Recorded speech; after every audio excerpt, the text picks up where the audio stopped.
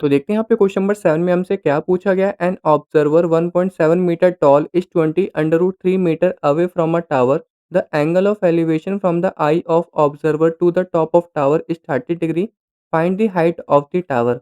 तो यहाँ पे एक ऑब्जर्वर जिसकी हाइट यहाँ पे कितनी है, 1.7 मीटर टॉल है वो। तो इसको मैं यहाँ पे ए भी मान लेता हूँ। और ये हमें यहाँ पे पहले से गिवन है 1.7 मीटर।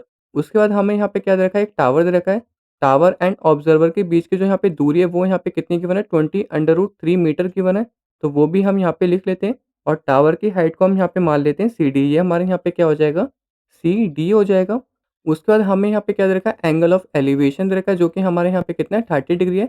तो वो भी हम यहाँ पे बना लेते हैं। ये हमारे यहाँ पे क्या है, एंगल ऑफ एलिवेशन है जो कि हमारे यहाँ पे क्या है, 30 डिग्री है। और इसको भी हम यहाँ पे एक नाम दे देते हैं, इसको हम यहाँ पे ई लिख लेते हैं। तो जो हमारे यहाँ पे सी डी होगा इसको हम यहाँ पे क्या मान लेंगे, इसको हम यहाँ पे एच मान लेंगे। यही हमें यहाँ पे क्या करना है, फाइंड आउट करना है। और जो हमारे यहाँ पे सी ई होगा ये भी हमारे यहाँ पे कितना होगा, 1.7 मीटर होगा। तो कर लेते हैं यहाँ पे इसको सॉल्व, और जो जो यहाँ पे गिवन वैल्यू वो हम यहाँ पे नोट डाउन कर लेंगे। तो हमें यहाँ पे ए बी गिवन है जो कि हमारे यहाँ पे कितना है, 1.7 मीटर है। और इसकी लेंथ हमारी किसके बराबर हो गई, इसकी लेंथ हमारे यहाँ पे ई सी के बराबर होगी।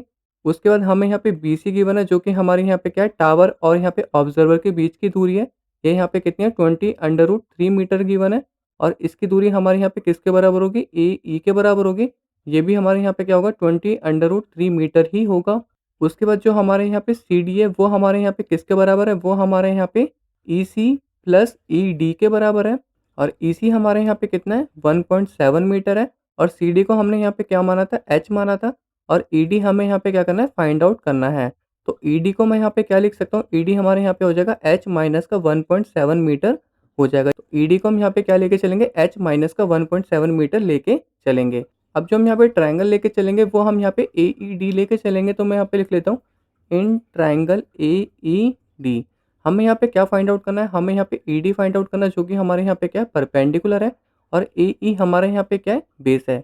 तो हमें यहाँ पे ऐसा फॉर्मूला लेके चलना है जिसमें हमारे यहाँ पे परपेंडिकुलर एंड बेस दोनों आए। तो हम यहाँ पे टेन थीटा का फॉर्मूला लेके चलेंगे। टेन थीटा हमारे यहाँ पे क्या होता है, परपेंडिकुलर अपॉन बेस होता है। परपेंडिकुलर हमारे यहाँ पे क्या हो जाएगा, ई डी हो जाएगा।